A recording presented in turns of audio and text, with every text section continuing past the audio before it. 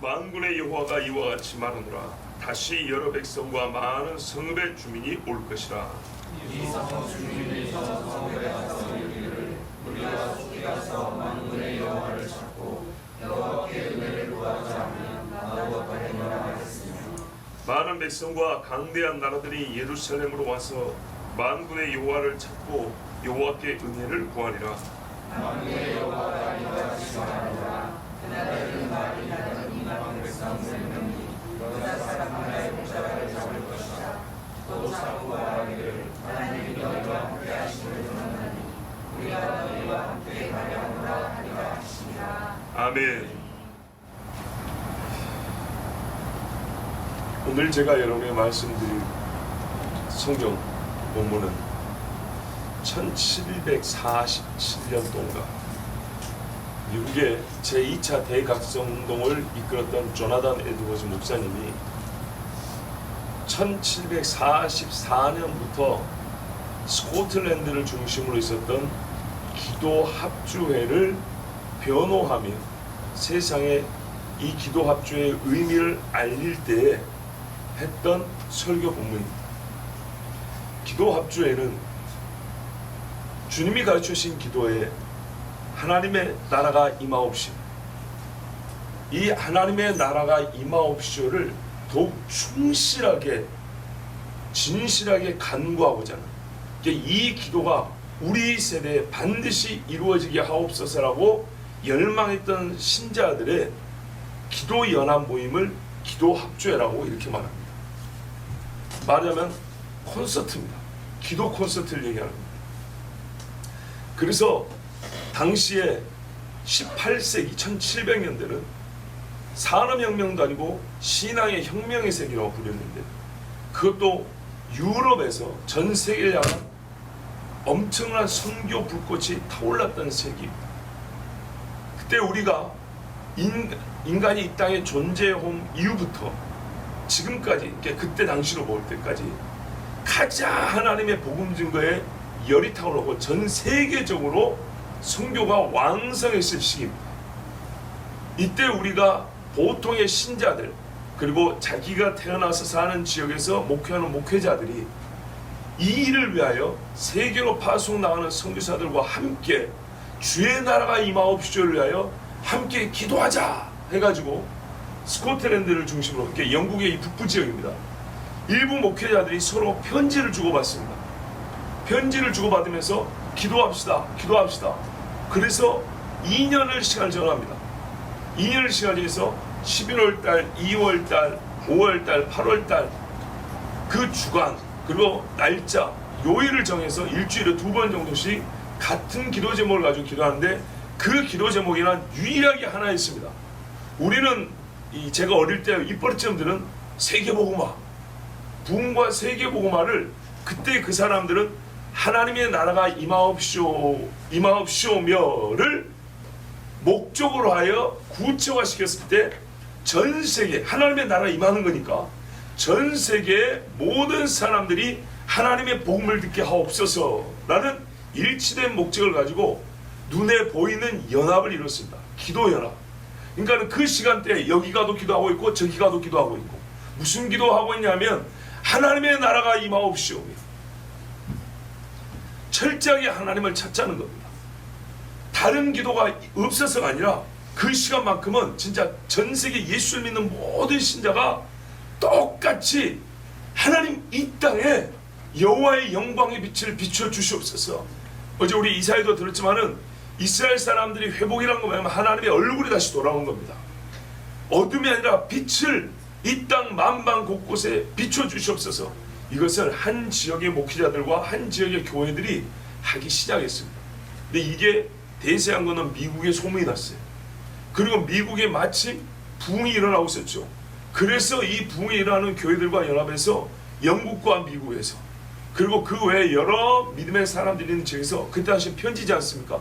편지를 보내고 해서 날짜를 정해서 2년, 7년 연장, 또 7년 연장 이런 식으로 해서 전 세계적인 선교의 세기가 열리게 된 것이 선교의 시작도 있지만 끊임없는 세계적인 교회 연합의 기도가 있었기 때문입니다.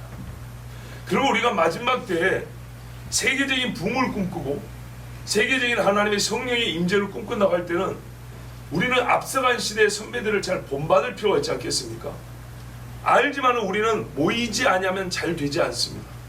근데 그때 당시에 지리적으로는 같이 모일 수 없었지만 이미 모여있는 개별 교회들마다 그 시간에 모이고 그 시간에 같은 기도를 가지고 함께 하나님 앞에 올려드렸을 때 실제로 나타난 열매는 뭐냐면 바로 그겁니다. 선교혁명의 세기. 인류 역사상 가장 큰 선교의 불꽃이 타오르던 위대한 18세기라고 부르는 그 세기가 세기는 100년을 말하는 겁니다. 그 100년이 일어났던 겁니다. 기도 없이 절대로 붕이 일어나지 않습니다. 절대로 기도 없이 대선교의 역사는 일어나지 않습니다. 저희씨 그래서 저는 오해 안 하시죠? 우리 교회 선교사와 또는 선교를 준비하는 분들이 계시다고 우리는 늘 기도하고 있습니다. 그래서 여러분들을 위한 기도이고 여러분들이 그 어느 때보다도 이 말씀을 듣고 부지런히 기도해야 될 말씀입니다. 기도의 동력을 얻어야 될 말씀입니다. 그리고 모범적인 사례입니다. 실제로 많은 사람들이 젊을 때 그래서 선교사로 파송이 됐고 목숨을 잃었습니다.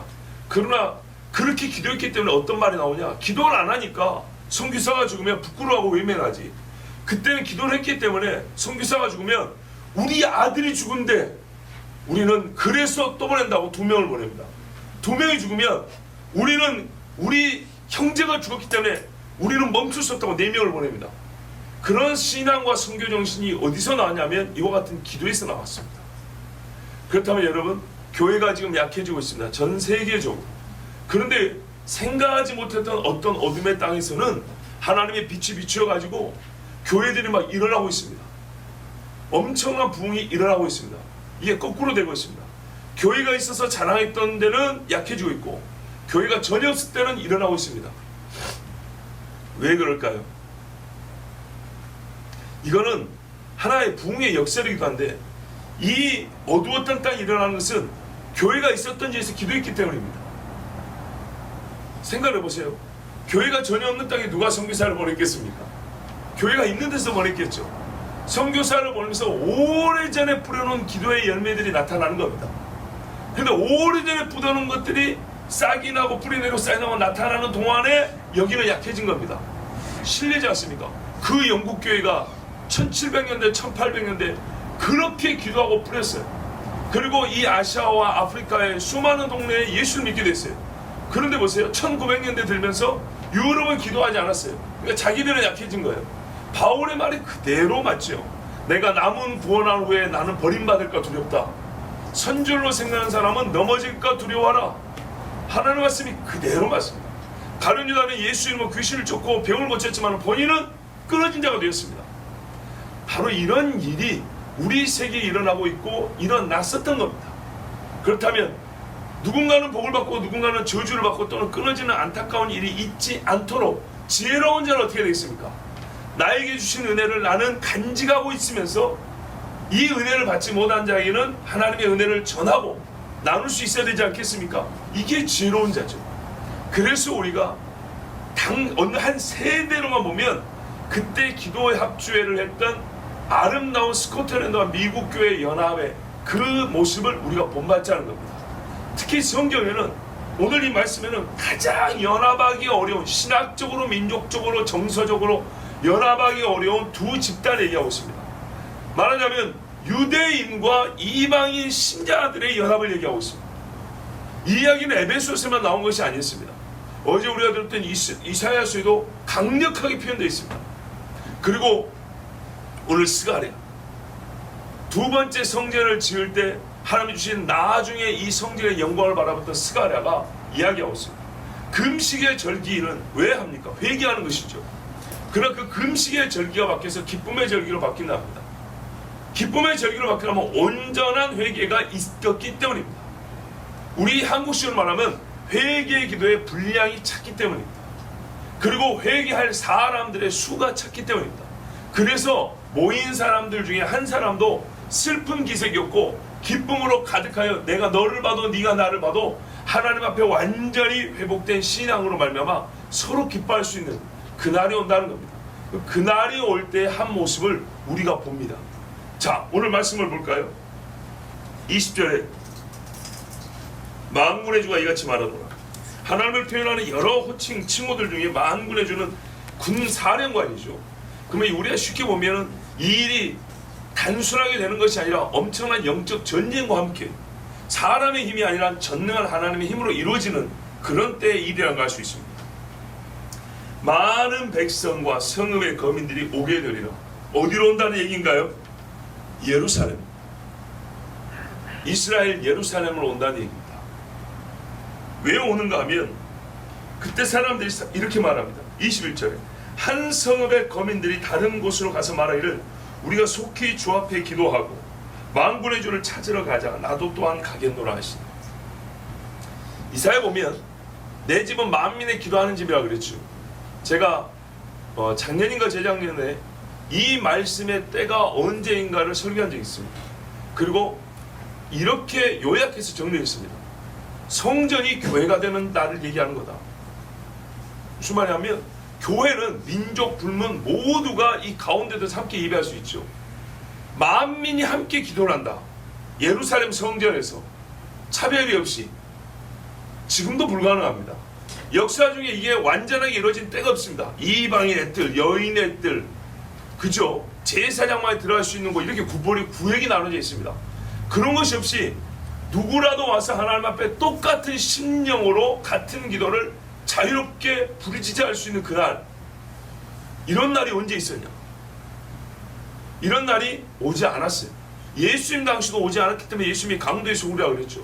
이 말씀이 완전하게 100% 이루어지는 날은, 이거를 쉽게 말하면 예루살렘 성전이 세워졌는데 그 성전이 우리가 보는 지금 교회와 같이 민족, 혈연, 출신 불문하고 완전하게 자유롭게 한 신앙 공동체가 되는 때이기 때문에 나는 그걸 표현하기를 성전이 교회가 되는 날을 얘기한다. 장래 주님이 우리에게 허락하실 그 한 날을 얘기한다. 이렇게 말씀드린 적 있어요. 거의 같은 병행의 말씀입니다. 또 스가랴 12장에 보면은 회개하는 심령을 보여준다고 하죠. 바로 그때 이야기입니다. 왜 그러냐? 21절 보세요. 우리가 속히 가서 주 앞에 기도하자 그랬어요. 이게 말입니다. 원어의 말은 무슨 뜻이냐면 가고 또 가자 그 말입니다. 반복의 표현입니다. 하나님 앞에 가서 주님을 만나고 또 만나고 계속해서 만나자는 그런 반복의 표현입니다. 그러니까는 하나님 앞에 열정을 가지고 최고로 강조하는 그런 말인데요. 그러니까는 서로에게 가장 우선시되는 일이 뭐냐면 하나님께 나아가자. 그런 시절이 온다는 겁니다. 구약 성경에서 이렇게 반복하는 경우, 우리 지성서도요, 거룩한 것 중에 거룩한 것, 이런 식의 표현들이거든요. 예를 들면은 하나님이 아담에게 네가 이 과실을 먹으면 뭐라 그랬어요? 그냥 죽는다가 아니라 정령 죽으리라. 죽고 반드시 죽으리라. 죽음이 2번 반복되는 표현이에요. 이게 히브리식 표현이에요. 이 말은 반복이기 때문에 강조지만 그 반복 안에 어떤 문법적 의미가 있냐면 최상급이 포함되어 있어요. 가장 센 의미가 포함됩니다. 그러니까는 해석을 하면 이런 말이에요. 너는 정령 죽으리라는 말은 너는 진짜 죽을 것이라는 강조에 더불어서 최상급의 표현이죠. 무슨 말이에요? 너는 죽더라도 가장 철저하게 죽어버릴 것이야. 너는 죽은 증거를 남기고 죽을 거야. 너는 완전하게 멸망할 거야. 이런 식의 표현들이고. 그러면 하나님 앞에 가고 또 가자는 말은 무슨 말입니까? 우리가 어딘가에 장소를 이동할 때 가질 수 있는 마음이 있죠. 그 마음의 가장 열정적인 마음 상태, 최고의 마음 상태. 다른 거는 눈에 들어오지 않고 오직 이 일만 하자. 그래서 옆에 사람들이 이 일을 안 하는 걸 보면 견딜 수가 없는 상태. 그래서 무조건 손을 끌고 가자. 그리고 동시에 이렇게 최상급의 표현이 있으면 마음 상태로 하면 최고의 확실함을 가질 때, 의심의 여지가 없는 마음을 가졌을 때, 이 일에 대한, 그러니까는 모든 게 최상급이에요. 이 일이 반드시 일어난다는 확실한 믿음, 실제로 있다. 그래서 우리가 그걸 반드시 취해야 된다는 가장 큰 의지. 아시겠죠? 그리고 이 일 외에는 다른 것을 눈에 들어오지 않은 최고의 집중력. 이런 모든 것이 최상의 최상일 때 쓰는 표현들이 문법적으로는 히브리 말로는 반복구예요. 우리가 이것을 간단히는 강조지만 어느 정도로 강조한다고요? 최고의 확실성, 최고의 정도, 최고의 수준, 최고의 믿음, 최고의 의지력. 아시겠죠? 요런 마음일 때에 반복구를 쓰는 거예요. 하나님께서 정령 주리라는 말은 그 말이니까 다른 여지가 없다는 거예요. 그러면 우리가 하나님 앞에, 주 앞에 속히 가서 기도하자. 이 속히를 우리 말로는 하나님 앞에 가자, 또 가자, 가자, 이 말을 번역을 이렇게 해놓은 거예요. 그러면 무슨 말입니까? 어느 날인가는요, 지금은 우리가 겪어보지 못했죠. 이방 사람들이 뭐라고 하냐면, 자, 저기 예루살렘에 가면 주님이 계시대요. 저기 가면 주의 영광을 볼 수 있대요. 제가 아직 확실하지 못하는 것은 뭐냐면요, 주님이 재림한 이후인지 아니면 재림하기 직전에 징조를 보고 이렇게 한 것인지, 요거까지는 제가 아직 확실히 모르겠어요. 그러나 분명한 것은 세상 끝에 있는 일만큼은 확실해.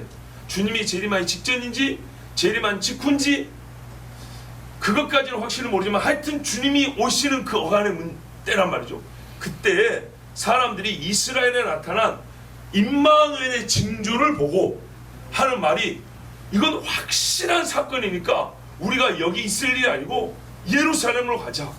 그리고 주님을 찾자. 이런 때가 온다는 겁니다. 자, 이런 일 경험해 보셨습니까? 못 경험해 봤죠.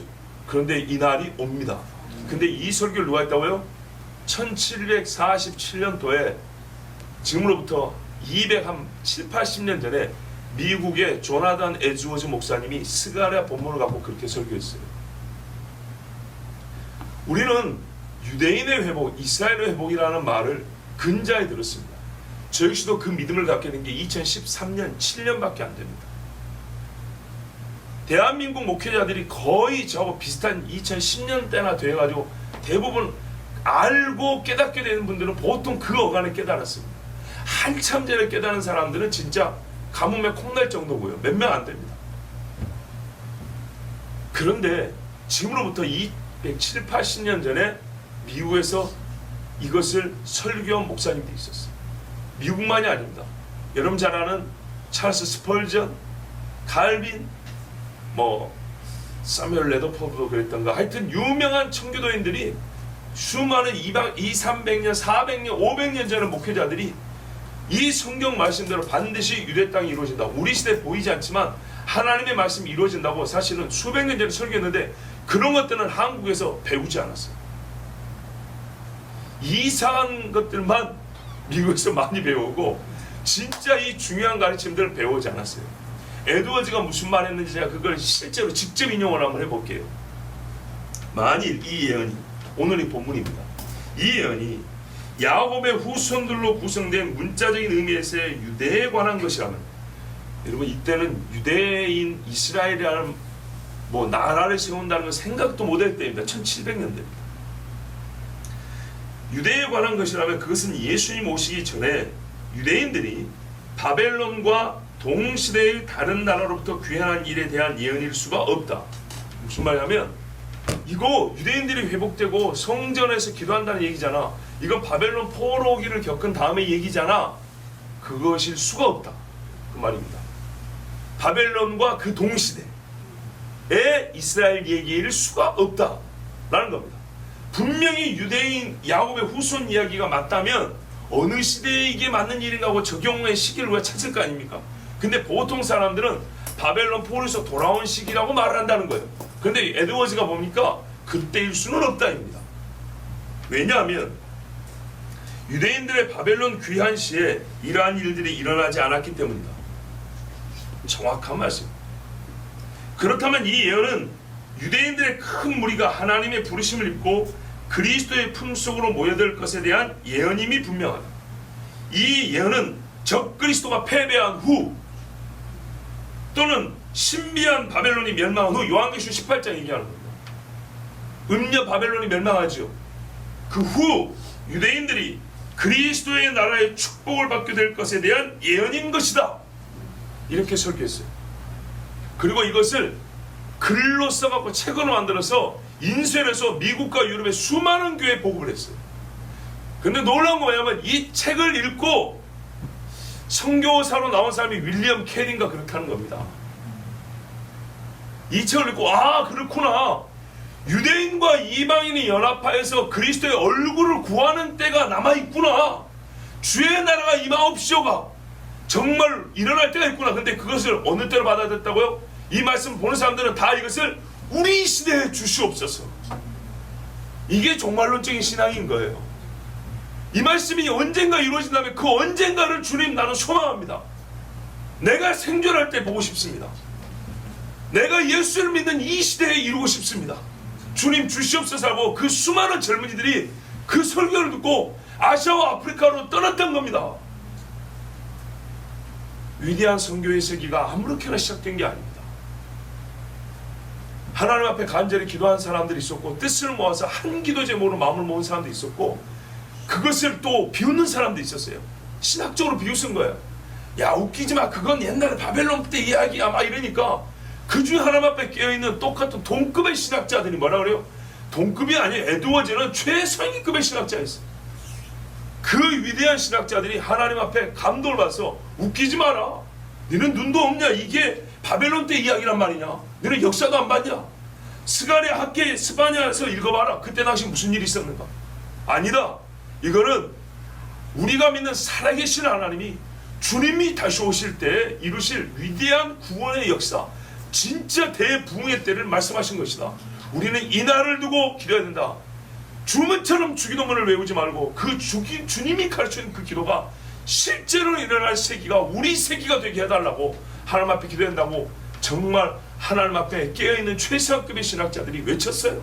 최상급의 신학자뿐만 아니라 최고의 설교자들이 말을 타고 다니면서 외쳤다고요. 그런데 우리는요, 안타깝게 취사 선택을 얼마나 잘하는지 이런 것만 싹 빼놓고 배우거나 책들을 번역하거나 이렇게 해서 온 게, 그래서 주님 다시 오실 때 이야기 중에 이스라엘 회복이라는 말을 듣지 못하고 여기까지 온 겁니다. 그러나 지금 여러분 우리가 듣게 되고 알게 되지 않았습니까? 그렇다면 300년 가까이 된 그 시기에도 하나님 우리 세대에 주의 말씀이 이루어지게 하옵소서라고 간절히 기도한 자들이 있었다면, 그래서 그 시대에 주님이 오지는 않았지만은 주님이 오실 길을 진짜 준비하는 한 시대가 되지 않습니까? 세계 열방의 그 높은 곳은 낮아지고 낮은 곳은 돋아진다는 것이 사람의 마음을 일컫는 얘기예요. 이 신장물을 닦는 게 아니라 삐뚤어진 마음을 곱게 하고 높아진 마음은 낮추고 낮아진 마음은 올리는 사람의 심령 상태를 묘사한 이야기예요. 그렇게 이 사람들이 주님 오실 길을 준비하여 세계 만방국교에 하나님의 말씀을 전하고 그리스도를 믿고 회개하고 나온 사람들을 만들어냈지 않습니까? 이 만들어냈다는 말에 너무 오해하지 마시고, 그것처럼 우리가 이 시대에 이 말씀을 듣고 똑같이 진짜 하나님을 찾는 백성들을 일으키는데 이 말씀이 우리 마음에 불을 지펴야 합니다. 여호와를 찾는다는 말은 보통의 경우에는 주의 인자와 긍휼, 자비를 구한다는 뜻입니다. 그런데 그 이상이기도 합니다. 이거는 인자와 긍휼, 여호와의 인자가 구하는 것이, 인자를 구하는 것이 아니고요, 본래는 여호와 자체를 구하는 겁니다. 하나님 그분만을 구하는 기도라는 겁니다. 우리가 너희가 하나님의 나라와 의라 그러잖아요. 의는 우리 문법적으로 하나님의 의를 그랬지만은 하나님은 그냥 사랑이시다잖아요. 하나님께 최고의 사랑이 있다, 하나님께 사랑이 제일 많다, 하나님의 최고의 속성은 사랑이다, 이게 아니라 하나님 존재 자체를 사랑이라고 말한다고요. 그런 것처럼 의는 속성으로 볼 때 하나님만이 갖고 계신 속성이라서 하나님 자신을 의라고 말하기도 합니다. 그건 무슨 말이냐면 우리가 하나님의 의를 구한다는 것은 그냥 하나님을 구한다는 얘기예요. 자, 우리가 여호와께 가자, 또 가자, 열심을 해서 가자. 가서 뭐하냐 했더니 기도를 하는데 뭘 구하냐 하니까 여호와만을 구하는 겁니다. 하나님만을, 그러니까는 하나님을 만나고 싶습니다. 하나님의 속을 보고 싶습니다. 하나님의 뜻을 알고 싶습니다라고 하나님 외에는 그 밖으로 벗어나지 않는 거예요. 이 기도를 하는 거예요. 그런 날이 온답니다. 그런데 아직까지 이런 날을 우리가 경험해보지 못했어요. 성경에 보면요, 이런 표현이 있어요. 제가 참 기쁜 표현인데 뭐냐면 시편 24편 6절에 이는 여호와를 찾는 족속이요. 이스라엘을 설명하는데 말입니다. 다른 설명할 게 얼마나 많습니까? 그런데 가장 짧으면서도 우리의 마음에 울림이 되는 거예요. 24편 6절에 이는 여호와를 찾는 족속이요. 이 한 가지. 하나님 앞에 그냥 기도한다는 것이 아니고 뭐라고요? 나의 소망은 주께 있나이다 외에 다른 걸 바라지 않아요. 이와 유사한 말씀이 성경에 엄청나게 많습니다. 근데 그 중에 대표적인 말씀이 제 눈에는 이 말씀이 눈에 띄더라고요. 이스라엘을 설명할 때 하나님께 복받은 백성, 연약의 백성 뭐 많이 있잖아요. 그런데 인간이 아담의 타락 이후로 유일하게 잘 못하는 게, 절대 못하는 게 있어요. 하나님을 찾지 않아요. 아담이 한 거 보세요. 하나님을 피해요. 그런데 여호와를 찾는 족속이요. 이 하나의 이 대집단의 속성을 보니까 하나님을 찾음이 이 민족의 고유한 특징인 거예요. 얼마나 아름답습니까? 그렇지 않습니까? 대한민국 사람들 근면성실하다. 이 민족성의 특징이 근면성실하다. 어느 민족성은 정직하다. 어느 민족들은 막 거짓말을 잘한다. 뭐 일본 민족은 어쩐다. 중국 사람은 어쩐다. 이런 거 있잖아요. 그런데 이스라엘을 말할 때 뭐라 하면 여호와를 찾는 족속이요. 멋지 않습니까? 우리가 신자들께 서로 설명할 때 말, 이 사람은 하나님을 찾는 사람이라. 그 정도로 묘사가 되면 너 하나님의 사람이라 한 것처럼 하나님을 찾는 사람이라 이러면 볼 거 없어요. 볼 거 없어요. 물어볼 것도 없어요. 그렇게 되자는 겁니다. 우리가 하나님을 찾자. 다른 거는 모르고 완전히 하나님 앞에 매료되고 하나님 앞에 사로잡히고 그냥 하나님 얼굴 보는 것이 일생일대 소원인 그런 사람들이 되자. 이렇게 하고 이스라엘 사람만이 아니라 열방 사람이 나온답니다. 멋지죠? 그때는 살고 싶죠? 근데 여러분 이때가 그냥 올까요? 아닙니다. 항상 전제 조건이 있습니다. 인간적인 측면에서 전제 조건이란 준비 기도입니다. 굳이 나누자면, 그리고 하나님의 측면에서의 준비 단계라는 거 뭐냐면 성령의 임재입니다. 성령의 기름 부으심입니다. 그래서 오늘 이 말씀이 성경의 여러 병행과 같이 보는 겁니다. 내가 말씀의 영을 부어준다든지, 그죠? 섬들과 시님 땅에서 저 먼 데에서 이스라엘로 돌아오는, 즉 알리야와 함께 일어나는 겁니다. 그리고 세계 만방에 땅 끝까지 주의 복음이 증거된다. 보시면 열방이 나오는데 복음이 들려지지 않는데 어떻게 나올 수 있겠습니까? 그래서 여러 가지 사건이 동반되는 겁니다. 또한 주님이 임재할 때는 어떻게 되죠? 환난과 핍박이 있습니다.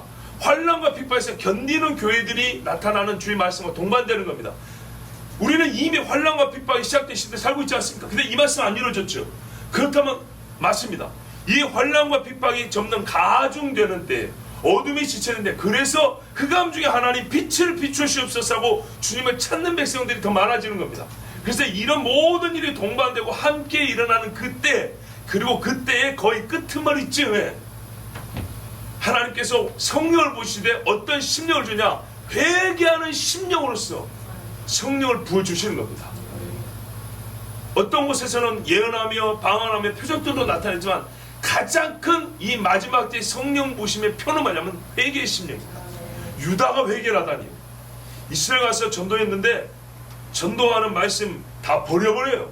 신약 성경을 히브리어로 써가지고 전도를 하는데 버려버려요. 눈앞에서 버려버리고 침뱉어버려요. 그 사람들이 주님 앞에 돌아온다. 그러면서 여호와를 찾는 족속이오가 그들에게 어울리는 하나님의 말씀이 때가 온다. 이거는 반드시 주님이 다시 오실 텐데 그들이 알지 못함으로 이 말씀을 우리가 지금 들었잖아요. 안 자들의 기도가 쌓여야 되는 겁니다. 평양대회 부흥도 원산의 선교사들의 기도가 준비됐던 것처럼 스코틀랜드의 어느 한 지역에, 제가 그 지역 이름을 잘 읽었는데 까먹어버렸어요. 그 지역에 어떤 목회자들이 먼저 기도회를 하여서 기도가 쌓이고 스코틀랜드에 부흥이 일어나고 전 세계적인 기도 합작이 일어난 것처럼 미리 알고 먼저 한 우리가, 이방인들이 유대인이 시기당했다 했잖아요. 그들이 시기할 정도로 우리가 먼저 이와 같은 비전을 가지고 말씀하고 기도를 해야 합니다. 그리고 이 기도가 일어나면서 하나님이 기름을 더 부어주시면서 이 기도가 퍼져나가면서 전 세계 하나님이 회개하는 심령을 부어주는 그 날이, 이게 모두니까 3박자 4박자가 이렇게 딱딱딱 맞아떨어질 때 이 세상 끄트머리에 진짜 만민의 기도하는 집으로서, 보세요. 예루살렘에 가서 기도하잖아요. 예루살렘 성전이 만민의 기도하는 집으로 나타나는 때가 옵니다. 근데 그것이요, 수백 년 전 사람들도 그날을 바라보고 기도했다면 우리가 지금 그날을 소망하면서 기도하는 건 하나 이상하지 않고 정말 당연한 일입니다. 자, 이때 뭐라 하냐면 사람들이 만군의 주를 찾으러 가자, 나도 또한 가겠노라, 이렇게 연합하는 심령들이 일어난답니다. 저 먼 길을 왜 가? 돈 드는 거기를 왜 가? 하나님 여기도 계시는데. 이거야말로 정말 비효율적으로 느껴지는 겁니다. 아니, 성령이 임재해서 우리 교회에서 기도만 해도 막 여기저기 막 방황을 하고 예언하는데 굳이 예루살렘까지 왜 가? 이런 말들이 나오는데 오늘 본문은 뭐냐면, 그때가 되면 뭐냐면 나도 가자. 여기 하나님이 임재하지 않는다는 얘기가 아니에요. 여기 하나님 계시지만 그래도 우리가 이번에는 주님이 오셔서 다스리는 거기 가서 그 나라 백성과 함께 그 땅에서 같이 기도하자. 그곳에 진짜 여호와의 얼굴빛이 옛전과 같이 완전하게 그 영광이 임하도록 우리가 함께 기도하자라고 서로가 서로를 독려하는 역사가 일어날 것이라 했습니다. 여러분, 1700년대 당시에는 예루살렘 성지랄 것도 없었어요. 손에 꼽을 만한 여행가들이 여기도 들리고 저기도 들리면서 한번 들려보면서 황량한 그 땅을 보고 가슴을 치며, 설마 여기 이슬람 사람들이 가득 차 있는 그것을 보면, 야, 하나님의 말씀 이게 실제인가? 그래서 인간의 생각으로 이해가 안 되니까 상징적으로 영적으로 푼다고 막 우리가 교회가 이스라엘 이렇게 풀어댄 거예요. 왜? 가보니까 희망이 보이지 않는 거예요. 그런 시대인데 말이죠, 믿으면 바라는 것도 실상이고 보지 못하는 것 증거라고 진짜 믿음 있는 사람은 그렇게 외쳤어요. 자, 가자. 그러니까는 예, 갑시다. 나도 갑시다. 이런 일이 장차 일어납니다. 원하기는 여기에 소외되는 사람이 없기를 바랍니다. 전 세계적으로 하나님 우리 시대에 대붕의 세기를 주시옵소서. 왜냐하면 주님 오실 때 땅끝까지 복음이 증거된다고 그랬잖아요. 그것을 꿈꿨던 사람들입니다. 그렇다면 우리는 주님 오실 때 만백성이 성령을 보여준다고 그랬잖아요. 그러면 우리는 이제 이걸 꿈꿔야지. 이스라엘이 돌아오는 그걸 꿈꿔야 되지 않겠습니까? 아니, 적어도 선배들이 한 거 그 다음은 꿈꿔야 되지 않겠습니까? 22절 보세요. 정녕 많은 백성과 강대한 나라들이, 여러분 강대한 나라 손에 꼽아보세요. G7, G12 뭐 한번 뭐 꼽아보세요. 이 강대한 나라들, 우리가 아는 상식 수준에서 강대한 나라들입니다. 많은 백성. 저번에 성지순례 정말 작년에 나는 하나님이 보내다가 철저하게 믿게 됐어요. 그때도 감사했지만 오래되니까 더 믿어진 거예요. 제가 작년 11월 때 갔다 왔잖아요. 별 소망이 없던 제가 9월 달에 새벽기도 하는데 갑자기 나도 모르게 하나님 이스라엘 가고 싶습니다. 그 기도가 나오더니 올해 가고 싶습니다. 그러더니 한 달 반 만에 갔지 않습니까? 가서 봤는데 깜짝 놀랐어요. 각국 사람들이 예루살렘 성전을 찾아왔어요. 그 중에 중국 사람들도 굉장히 많았어요. 와, 많은 백성과 강대한 나라들, 정령, 우리 번역이 정령, 예루살렘에 계신 만군의 주를 찾으러 와서, 그러니까 이미 주님이 와 계신 건지 아니면 그곳에 나타난 영적인 징조를 보고 말하는 건지 제가 아직 그건 확실히 모르겠으나, 하여튼 예루살렘에 계신 만군의 주를 찾으러 와서 주 앞에 기도하리라. 그러니까는 말하자면 예루살렘 그 광장에 말이죠, 엄청난 인파가 몰려가지고 기도를 한다는 것입니다. 근데 제3성전 그 조감도로 할까요? 짓는 그걸 보니까, 이제 계획 그걸 보니까 지금도 그 황금사원 앞에 가면은 광장이 꽤 넓습니다. 근데 그거보다 훨씬 더 많은 인원을 수용할 수 있는 성전 건축 계획이 준비되어 있는 걸 봤어요. 그러니까 수용 인원으로 보면 훨씬 더 많은 사람. 근데 이 말씀대로 보면 물론 그 건물 안에 다 들어가지 않고 들의 광장에도 몰려 있겠지만은 엄청난 사람들이 와서 기도한다고 되어 있어요. 만군의 주가 이같이 말하노라. 그날들에는 10사람의 민족들이 모든 언어에서 나와 붙잡으리니, 모든 언어. 우리가 요한계시록 있잖아요. 열방과 방언 가운데서 말을 알아듣기 어려운 여러 지역 사람들이 몰려든다는 얘기입니다. 지금도 성지순례라는 이름으로 모여들지만 이때는 순전히 뭐 때문에요? 여호와를 찾자. 10사람의 민족들이, 간단한 산수를 해볼게요. 최소한 10배입니다. 우리가 게임할 때 있잖아요. 빙글빙글 돌다가 오! 하면 5명씩 모여들죠. 그러면은 아주 간단한 산수로 말하면 유대 사람 한 사람을 이방인 10명이 붙잡는다잖아요. 그러니까 10배죠. 20배도 될 수 있고 100배도 될 수 있어요. 그러나 아주 간단한 산수로 하면 예루살렘에 유대인들의 모임에 10배가 모인다고 생각하시면 쉽습니다. 무슨 게임하기 때문에 바지까지 잘 거 있냐, 그게 아니라 이 백성의 고요한 은총 받음이 보이잖아요. 그렇죠? 어제도 들은 말씀이에요. 긴 설명 안 합니다. 그래서 너희와 함께 하시는 하나님, 그 하나님이 내 하나님, 너에게 은혜 베푸신 하나님, 내가 그 하나님을 참노라 하고, 그 사람이 없으면 뭐 하나님 못 만나 그런 뜻은 아니지만 그 간절하고 진실한 마음 때문에 10명의 이방인이 유대인을 붙잡는답니다.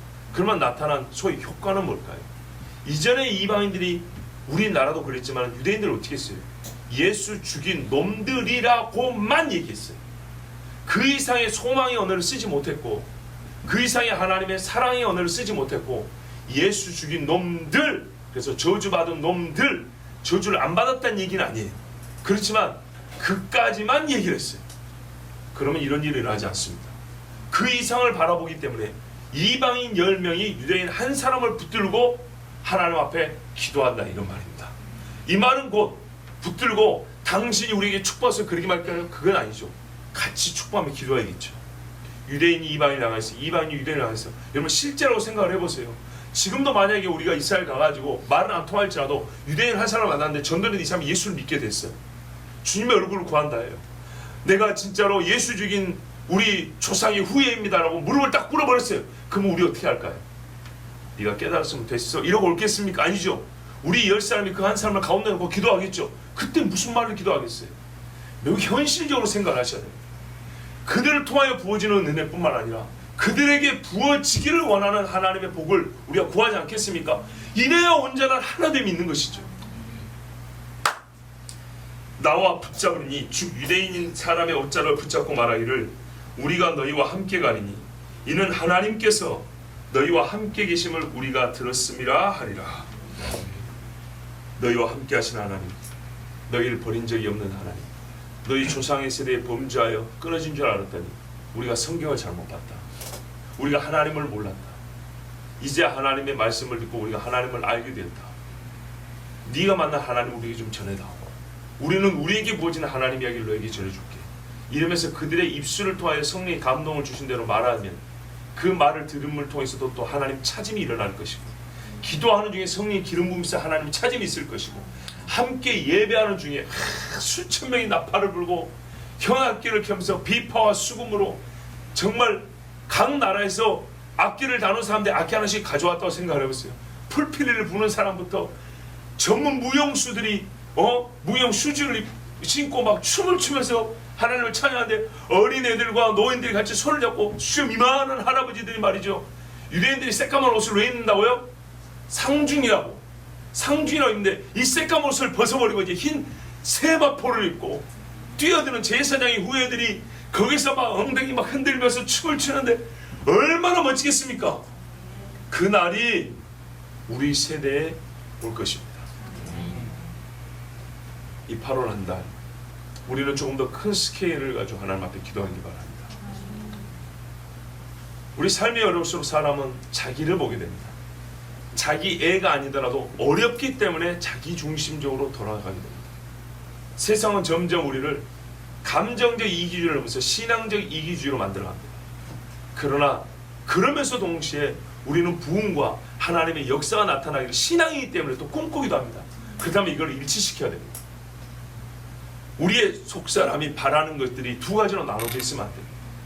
세상은 우리의 속사람을 계속 좁게, 작게, 나만, 우리만 이렇게 보게 합니다. 근데 하나님의 말씀은 희한합니다. 갈수록 스케일을 넓힙니다. 내가 세계 열방에게, 남종과 여종에게, 그죠? 이스라엘과 이방에게, 언어를 알지 못한 자로 땅 끝에 있는 자들에게, 이렇게 주님은 계속 넓혀갑니다. 말씀을 그들에게 전할 것이고, 성령을 부어줄 것이고, 그들이 내게 나올 것이고, 이방인을 통하여 유대인이 회심할 것이고, 이렇게 말씀을 하나님은 계속 넓혀가는데, 이 세상은 우리의 신앙을 점점 좁게 만듭니다. 여기에 먼저 저항하십시오. 세상의 악법에 저항한다는 것이 하나님 나라의 관점, 주님이 가르치는 기도의 관점으로 본다면 세상은 우리가 주의 나라를 구하지 못하게 합니다.